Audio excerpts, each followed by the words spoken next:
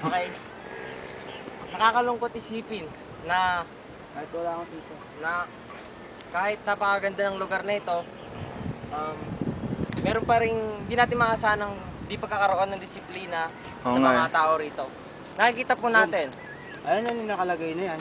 Ayan po, mga vandalism na Hindi na ginalang ang Panginoon.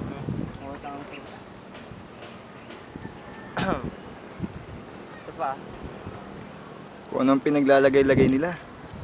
Pero tayo maglalagay tayo. Hindi dyan. Sa puno. Nakakapagod pero enjoy naman. Oo nga eh.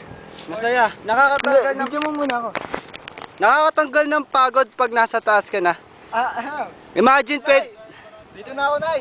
Nay, nasa video na ako. Pakumusta lang kay tatay. Ha? Imagine kanina parang muntikan na kaming mahulog. Talagang sobrang pagod na kami.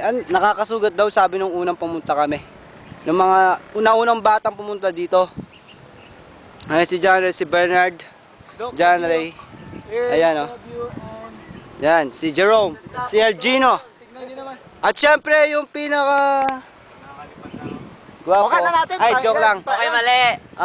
Sir, pinaghirapan po namin talaga itong document na to para sa inyo. Yeah, thanks. Sana ma-appreciate mo. Okay, mali. Mamaya, bigla kang mahulog. Oo nga eh. Layo no? Nakakapagod.